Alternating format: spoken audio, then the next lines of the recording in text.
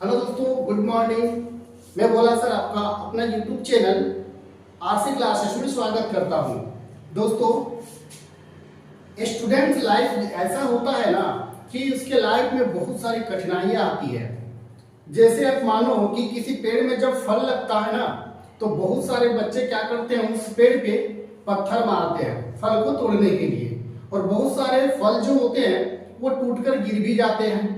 बहुत सारे फल क्या होते हैं, टूटकर गिर भी जाते हैं। लेकिन आप लोग जानते होंगे कि कुछ ऐसा फल होता है जो पेड़ में टिके हुए रहता है, जो सब मतलब कि बच्चे कितनों पत्थर मार दे लेकिन सारा फल को तो नहीं गिरा सकते हैं। कुछ फल जो होता है वो पेड़ में टिके हुए रहते हैं। और आपको पता होगा कि जो फल टिकता है ना, जो फल टिके हुए रहा और फिर बाद में जब वो पकता है ना, तो उसका मिठास ही कुछ अलग होता है। मिठास ही जबरदस्त होता है, मतलब उसके मिठास दुनिया के सारे फलों के मिठास से अलग होता है।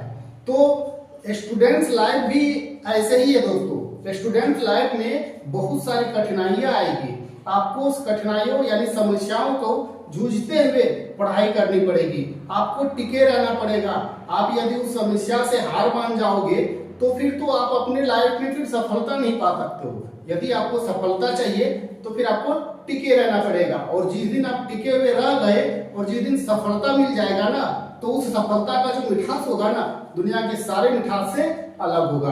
तो दोस्तों चलते हैं, आज हम लोग करेंगे पॉलिटिकल साइंस का 11th जो क्लास है, 11th क्लास का पॉलिटिकल साइंस, जिसमें हम लोग चैप्टर 1 को कवर करेंगे। चैप्टर 1 का टॉप 20 एमसीक्यू आज मैं कराने वाला हूं, जो कि इस 20 एमसीक्यू क्वेश्चन को जो याद कर लिया इस चैप्टर में एग्जाम में जो होगा इससे बाहर नहीं पूछा जाएगा। तो आप इस चैप्टर को पूरा ध्यान से देखिए और वीडियो के अंदर बने रहे। ये 20 क्वेश्चन आपके एग्जाम में जो भी इस चैप्टर से क्वेश्चन पूछेगा इस 20 एमसीक्यू के अंदर ही रहेगा।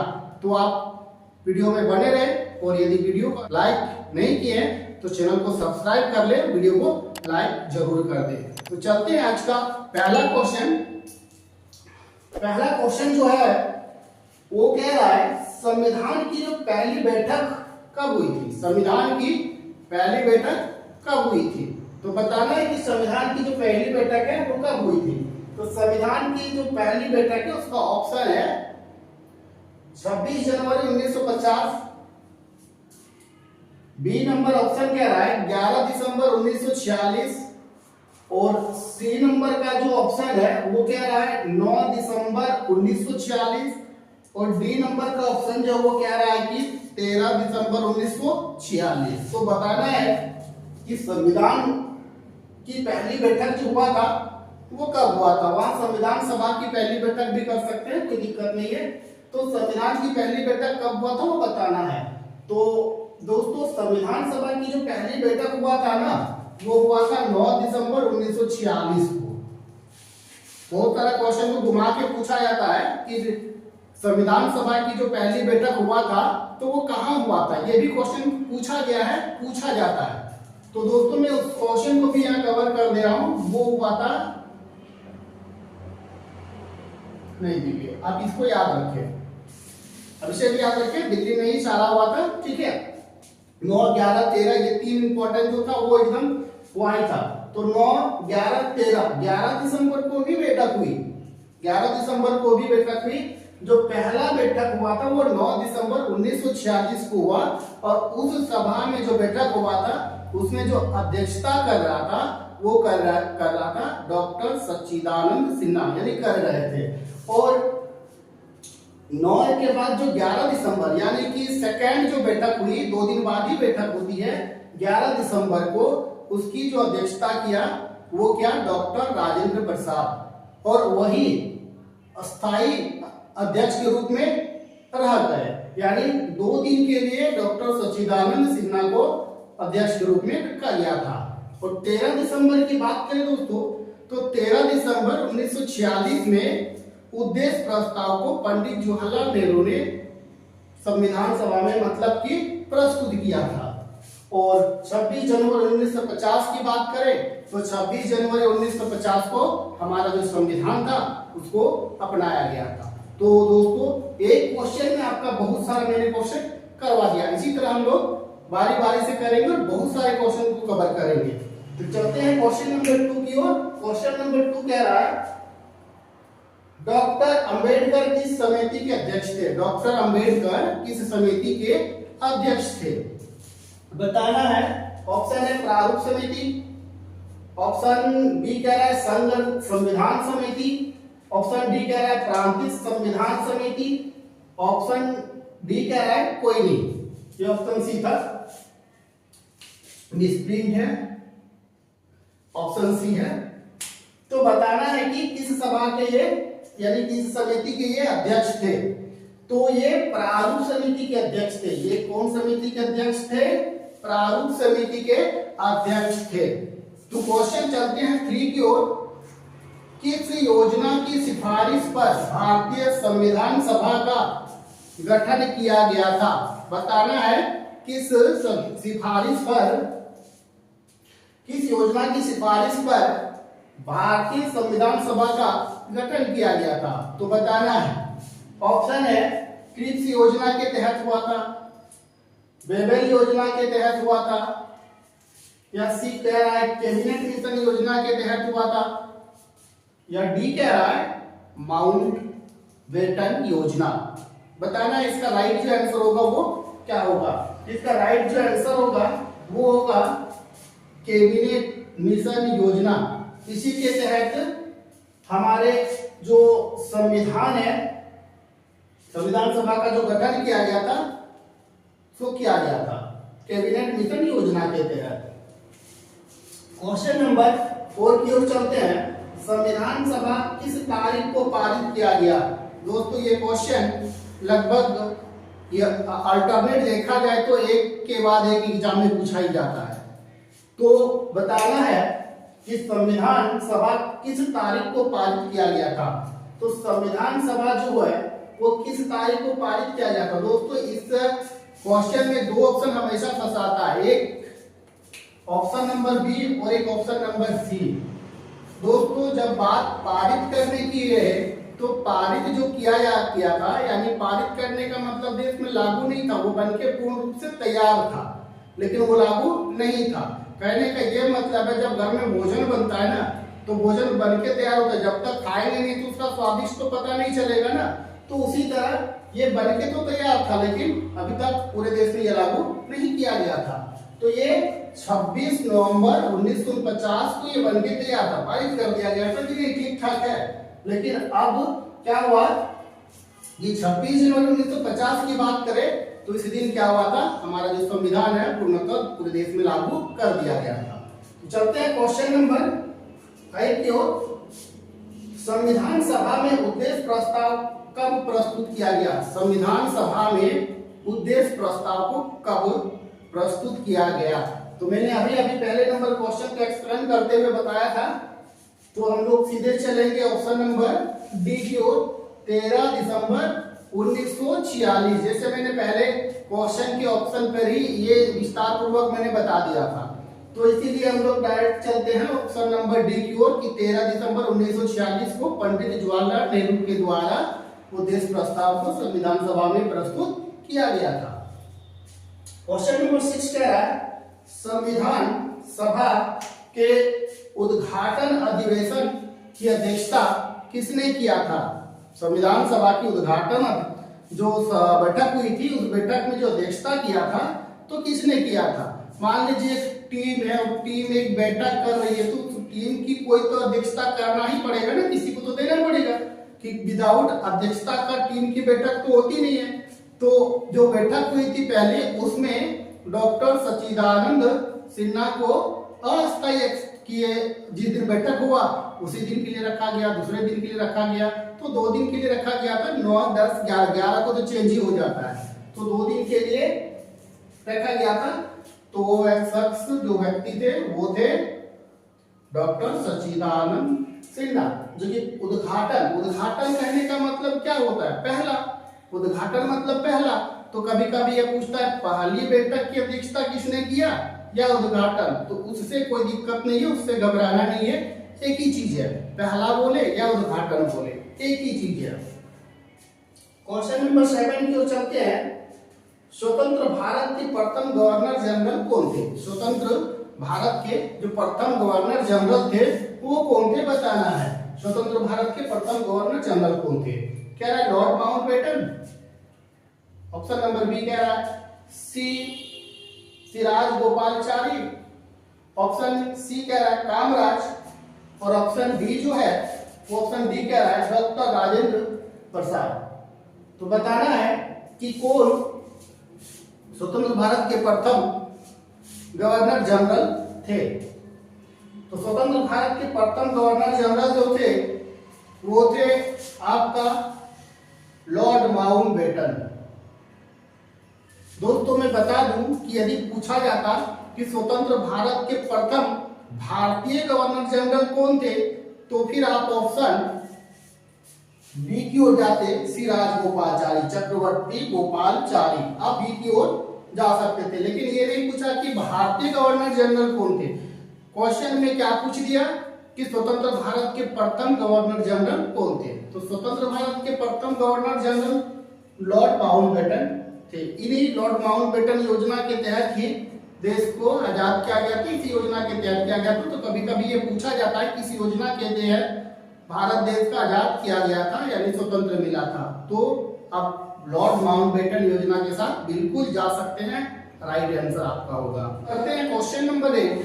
क्वेश्चन नंबर 8 करने से पहले मैं आपको याद दिला दूं कि यदि आप चैनल में नए हैं तो चैनल को सब्सक्राइब कर ले और वीडियो अच्छा लग रहा है तो वीडियो को लाइक जरूर कर दे। दोस्तों होता क्या है कि बहुत सारे टीचर क्या करते हैं, इलेक्ट्रिसिटी बोर्ड होता है वो करते क्या है कि एक ही वीडियो में आपको 50 क्वेश्चन एक एक सेकेंड पे स्क्रॉल करके दिखा देगा। एक एक सेकेंड में स्क्रॉल करके दिखा दिया। अब आप ही बताओ क्या वैसे टीचर की वीडियो को लाइक करना या सब्सक्राइब करना वैसे चैनल को क्या फायदा है कि आपको एक सेकंड में एक क्वेश्चन को स्क्रॉल करके बता दिया, आपको पता ही नहीं कि क्या क्या ऑप्शन था, क्या नहीं था, कैसे हुआ नहीं हुआ, आपको कुछ भी पता नहीं, केवल हाँ इसका आंसर ये है, फलना है, तुसका है, ढकना है करके रख देगा, लेकिन आपको जानकारी कहीं से भी पूर्ण रूप से नहीं मिलेगा। तो इसलिए यदि आप चाहते हैं कि एक सही ढंग से पढ़ाई करें तो आप हमारे चैनल आरसी क्लासेस को ज्वाइन करें और अपने पढ़ाई का लाभ लें। तो चलते हैं क्वेश्चन नंबर 8 की ओर। किस देश के संविधान से भारत की संघीय व्यवस्था प्रभावित है? किस देश की संविधान से भारत की जो संघीय व्यवस्था है वो प्रभावित है बताना है। साफ साफ क्वेश्चन में ये कहा गया है कि जो हमारा संविधान है ना उसमें संघीय प्रणाली को अपनाया गया है। तो वो संघीय प्रणाली का आइडिया जब हमारा संविधान बन रहा था, बन गया तो आइडिया था नहीं, तो वो क्या किया, दूसरे देश से संघीय व्यवस्था को देखा कि ऐसे चलता है, अच्छा ठीक है, तो उस प्रणाली को यहाँ भी लागू कर दिया गया। तो कहने का ये मतलब है कि वो आइडिया किस देश से लिया गया था, जो संघीय प्रणाली जो व्यवस्था है वो आइडिया आखिर हमारे देश में आया कहाँ से? तो वो आइडिया जो था वो आइडिया था हमारा कनाडा। ऑप्शन नंबर सी जो है इसका राइट आंसर होगा। अब बात रहा कि ऑप्शन नंबर 1 ब्रिटेन संविधान की बात कर रहा है, तो ब्रिटेन संविधान से हमारा जो संसदीय प्रणाली चल रहा है ना वैसे व्यवस्था को लिया गया था, जहाँ पे इंग्लैंड वही पार्लियामेंट बोलते हैं, हम लोग भी इंग्लिश में पार्लियामेंट बोलते हैं, लेकिन हम लोग अधिकतर संसद के रूप में ही बोलते हैं। उसके बाद एक और ऑप्शन है आयरलैंड की संविधान। तो आयरलैंड के संविधान से नीति निर्देशक सिद्धांत जो तत्व है वो सारे तत्वों को लिया गया था, जिसमें अनुच्छेद 36 से 51 तक का जिक्र किया गया है। 51 में ही मौलिक कर्तव्य का भी जिक्र किया गया है। तो ये भी क्वेश्चन पूछा जाता है, तो ये भी याद रखें। और ऑस्ट्रेलिया के संविधान की बात करें तो हमारी गवर्नमेंट जो कार्य प्रणाली चलाती है वो 3 प्रकार की सूचियों के आधार पर चलाती है। मुख्यतः 3 है, ऐसे तो 4 भी है लेकिन मुख्यतः 3 है, संघ सूची, राज्य सूची और समवर्ती सूची। तो वही समवर्ती सूची का जो आइडिया था कि जो शासन प्रणाली चलेगा कुछ ऐसी विधि व्यवस्था होगा जिसमें राज्य का भी हाथ चलेगा और सेंट्रल का भी चलेगा। तो वही आइडिया समवर्ती सूची जो है वो ऑस्ट्रेलिया से लिया गया था।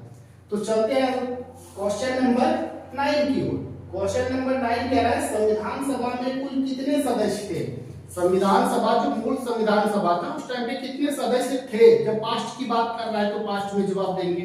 संविधान सभा में कितने सदस्य थे? तो कुल मिला के कितने थे? 389 यानी 89। दोस्तों मैं बता दूं कि 389 जो होता है वो 200 था, 292 जो था वो ब्रिटेन भारतीय था, ब्रिटिश भारतीय, ब्रिटेन भारतीय बोल सकते हैं, ब्रिटेन भारतीय थे। 93 जो था वो देसी रियासत थे, और 4 जो था वो केंद्रीय प्रांतीय थे। तो कुल मिला के आप देख सकते हैं कि यदि इसको हम लोग ऐड करेंगे तो ये आपका हो गया 9, ये 8, ये 3, यही 389 जो सदस्य थे ना उस टाइम पे यही थे। तो कभी कभी क्या होता है, पूछता है कि देसी रियासत के कितने थे? देसी रियासत वाले जिसको कोई मतदान से कोई मतलब नहीं रहा, तो वो 93 थे। इनकी बड़ी कहानी है। इसको रखा गया कि आप पाकिस्तान में जाए या भारत में रहे, जहां भी आप रहने का मन करे आप रह सकते हैं, बिल्कुल स्वतंत्र है। या फिर अब दोनों में शामिल नहीं होना चाहते, अपना राज्य अपना स्थापित करे और अपना स्वतंत्र का शासन चलाए। 292 जो था ये ब्रिटिश भारतीय थे, ब्रिटेन का जो भारतीय ही थे, ब्रिटेन शासन चल रहा था। और 4 जो था वो केंद्रीय प्रांत से भी रखा गया था। तो इस प्रकार कुल मिलाकर के 390 सदस्य थे उस टाइम पे। मूल संविधान में कुल कितने अनुच्छेद थे? अब कह रहा है कि जब संविधान तो बना तो संविधान किस लिए बनाया गया? देश को सही ढंग से सुचारू रूप से चलाने के लिए। तो उसके लिए तो विधि व्यवस्था की जरूरत पड़ेगा। तो विधि व्यवस्था जो बनाया गया था तो उस टाइम पे कितने प्रकार के जो अनुच्छेद थे वो बनाया गया था। तो जब बन रहा था ना तो 395 अनुच्छेद बनाया गया था उस टाइम पे। 395 अनुच्छेद को रखा गया था, ये याद रखें। 395 अभी लगभग 450 पार कर गया है। क्वेश्चन नंबर 11 कह रहा है किस संवैधानिक संशोधन द्वारा भारतीय संविधान की प्रस्तावना में पंथ निरपेक्ष शब्द को जोड़ा गया था? किस संवैधानिक संशोधन? कभी कभी पूछता है कि कौन से ईयर था, वो ईयर भी बता दिया करो। तो जो संवैधानिक संशोधन था वो था 42वां। जो संवैधानिक संशोधन था वो था 42वां, और 42वां संवैधानिक संशोधन हुआ था 1976 में। तो बहुत सारे इसमें मौलिक कर्तव्य है, पंथ निरपेक्ष है, एकता, अखंडता, ये सारी चीजों को जोड़ा गया था। तो यहाँ फिलहाल तो आपका जो क्वेश्चन है कि प्रस्तावना में पंथ निरपेक्ष को, तो वो हो जाएगा आपका 42वां संशोधन। आप 42वें संशोधन को कर सकते हैं। अब क्वेश्चन जो है, क्वेश्चन अब हमारा है संविधान सभा को कब लागू किया गया? संविधान सभा को कब लागू किया गया? दोस्तों बताना है कि संविधान सभा को कब लागू किया गया। नहीं पूछा गया कि कब पारित किया गया। यहाँ फंसाने वाला 2 ऑप्शन हमेशा रहता है, तो आप थोड़ा इस ऑप्शन को ध्यान से देखो। पहला ऑप्शन है 26 जनवरी 1950, दूसरा जो ऑप्शन है 26 नवंबर 1949, तीसरा जो ऑप्शन है 9 दिसंबर 1950, और डी नंबर का ऑप्शन जो है वो है 26 जनवरी 1948। तो मेरे प्यारे दोस्तों इसका जो राइट आंसर होगा वो होगा 26 जनवरी 1950। इस दिन ये पूर्ण रूप से लागू हो चुका था। और 26 नवंबर 1949 की बात करें तो इस दिन हमारे संविधान जो था वो पारित हुआ था, यानी लागू अभी तक नहीं हुआ था। जो विधि व्यवस्था था वो अभी तक किसी के ऊपर लागू नहीं किया गया था। तो चलते हैं क्वेश्चन नंबर 13 की ओर। संविधान सभा की पहली बैठक कहाँ हुई थी? अब क्वेश्चन क्या रहा है कि संविधान सभा की तो बैठक हुई, पहली बैठक कहाँ हुई थी? तो पहली बैठक जो हुई थी वो हुई थी दिल्ली में। मैंने पहले क्वेश्चन पर भी एक्सप्लेन किया था इसको कि पहली बैठक का अध्यक्षता डॉक्टर सच्चिदानंद सिन्हा। बैठक कहाँ हुई थी? दिल्ली पे हुई थी। 9 दिसंबर 1946 को हुई थी। तो ये सब फैक्ट जो है आप याद रखें। क्वेश्चन नंबर 14 की ओर चलते हैं। संविधान सभा के विभिन्न पहलुओं के अध्ययन हेतु कितनी समितियां बनाई गई थी? संविधान सभा की विभिन्न पहलू यानी कि बहुत सारे कामकाज था, तो उनके लिए कितनी समितियां बनाई गई थी देखरेख करने के लिए? तो जो समितियां बनाई गई थी वो ऑप्शन ए कह रहा है 9, ऑप्शन बी कह रहा है 13, ऑप्शन सी कह रहा है 15 और ऑप्शन डी कह रहा है 12। तो आपको बताना है कि इनमें से कौन सा जो ऑप्शन है वो राइट है। तो ऑप्शन नंबर बी जो होगा इसका वो राइट आंसर होगा 13 समितियों का निर्माण किया गया था।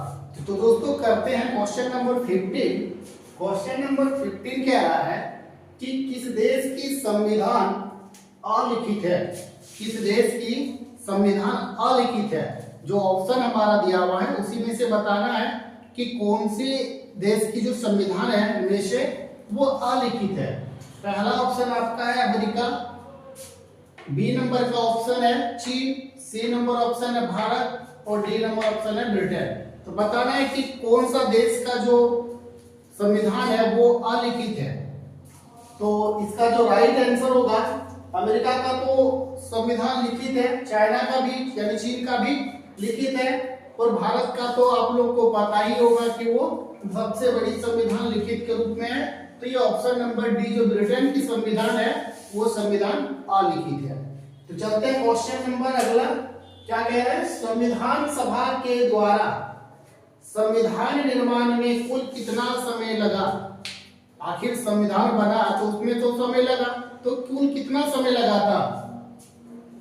1 वर्ष, ऑप्शन बी कह रहा है 2 वर्ष 11 महीना 18 दिन, ऑप्शन सी कह रहा है 2 वर्ष और ऑप्शन डी कह रहा है 4 वर्ष। तो बताना है इसका जो राइट आंसर होगा वो क्या होगा। इसका राइट जो आंसर होगा वो होगा 2 वर्ष ये 11 महीना 18 दिन। इतनी समय लगा था। देखा जाए तो 12 दिन और लगा देते तो कुल मिला के 3 साल लग ही जाता। क्वेश्चन नंबर 17 कह रहा है संविधान में मौलिक अधिकार किस देश की संविधान से ली गई है। जो मौलिक अधिकार है वो किस देश की संविधान से ली गई है। मैंने बताया कि जो हमारा संविधान है विश्व की सबसे बड़ी लिखित और बड़ी संविधान में काउंटिंग किया जाता है। तो इसके पीछे बहुत सारा रीजन है कि जो भी हमारे संविधान में विधि वगैरह बहुत सारा ऐसा नियम है जो दूसरे देशों के संविधान से भी लेकर के समावित किया गया है। उनमें से एक मौलिक अधिकार भी है। तो पूछ रहा है कि मौलिक अधिकार किस देश की संविधान से लिया गया है। तो मौलिक अधिकार जो है वो हमारा अमेरिका के संविधान से लिया गया है। कभी कभी मेरे दोस्तों पूछा जाता है कि मौलिक अधिकार का जो उल्लेख किया गया है हमारे संविधान में वो कौन से भाग में किया गया है, या फिर पूछेगा कि कौन से अनुच्छेद के तहत किया गया है, कितने अनुच्छेद में किया गया है। बहुत सारा इसका क्वेश्चन बनता है। तो मैं बता दूं कि भाग 3 और अनुच्छेद 12 से 35 जो अनुच्छेद है वो हमारा मौलिक अधिकार ही दिया गया है। ये भी पूछा जाता है कि मौलिक अधिकार जो है वो कितने प्रकार के हैं। तो दोस्तों इसके बाद का जो वीडियो अपलोड होगा तो वो सेकंड चैप्टर में सारा कुछ दिया हुआ है। तो उसमें भी हम बहुत सारे क्वेश्चन डालने वाले हैं। तो आप सेकंड वीडियो को भी देख सकते हैं, नेक्स्ट पे को डाल दिया। तो क्वेश्चन नंबर संविधान में मौलिक अधिकार किस देश की संविधान से लिया गया है। तो क्वेश्चन को मैंने क्लियर कर दिया, वो अमेरिका की संविधान से ही लिया गया था। अब ऑप्शन की ओर चलते हैं। तो ब्रिटेन है, तो ब्रिटेन से हम संसदीय प्रणाली लिए थे। आयरलैंड से नीति निर्देशक सिद्धांत को लिया गया। और दक्षिण अफ्रीका की बात करें तो संविधान में जो संशोधन होता है ना वो संशोधन आखिर बाद में मतलब संविधान तो बन के तैयार था, लेकिन संविधान में यदि किसी तरह की त्रुटि है या कोई नई चीज को जोड़ना है तो उसके लिए तो संशोधन करना पड़ेगा ना। तो ये संशोधन की आइडिया भी साउथ अफ्रीका यानी दक्षिण अफ्रीका से लिया गया था। तो ये भी याद रखें, बड़ा बहुत बार ये पूछा गया क्वेश्चन है। अब क्वेश्चन 18 क्या कह रहा है कि संविधान सभा के अध्यक्ष कौन थे। संविधान सभा के अध्यक्ष कौन थे। मेरे प्यारे दोस्तों क्वेश्चन ये नहीं कह रहा है कि संविधान सभा के अस्थायी या स्थायी, डायरेक्ट पूछा गया कि संविधान सभा के अध्यक्ष कौन थे। तो संविधान सभा के जो अध्यक्ष थे वो थे डॉक्टर राजेंद्र प्रसाद। आप ये याद रखें, सच्चिदानंद सिन्हा नहीं मारना है, गलत हो जाएगा। डॉक्टर राजेंद्र प्रसाद, उनको 2 दिन के लिए केवल अस्थायी रूप से अध्यक्ष चुना गया था। क्वेश्चन नंबर 19 क्या है, वर्तमान में भारतीय संविधान में कुल कितने भाग है। वर्तमान में भारतीय संविधान में कुल कितने भाग थे। तो मेरे प्यारे दोस्तों जब हमारा जो संविधान बन रहा था तो उस टाइम पे मूल संविधान में 22 भाग रखा गया, लेकिन पूछ रहा है कि वर्तमान में कितनी है। तो अभी वर्तमान में ये 25 हो चुका है। तो आप ये याद रखें वर्तमान में कितनी हो चुकी है 25।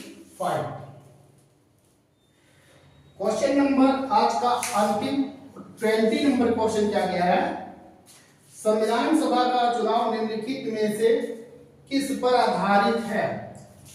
संविधान सभा का जो चुनाव है निम्नलिखित में से किस पर आधारित है बता रहा है। पहला ऑप्शन है समान मताधिकार, सीमित मताधिकार, ऑप्शन नंबर सी कह रहा है वर्गीय मताधिकार और ऑप्शन डी कह रहा है समान वर्ग मताधिकार। तो मेरे प्यारे दोस्तों मैं बता दूं कि संविधान सभा का जो चुनाव हो रहा था ना तो वो वर्गीय मताधिकार के आधार पर किया गया था। तो आप ये भी याद रखें, ये आज का अंतिम क्वेश्चन था और ये पॉलिटिकल साइंस का जो मेरा फर्स्ट चैप्टर था संविधान क्यों और कैसे, ये टॉप मैंने 20 एमसीक्यू कराया है। ये टॉप 20 एमसीक्यू ही आपके एग्जाम में पूछा जाएगा, इसका 100% दावा है। तो मेरे दोस्तों यदि वीडियो अच्छा लगा तो वीडियो को लाइक कर दें और चैनल को सब्सक्राइब जरूर कर दें।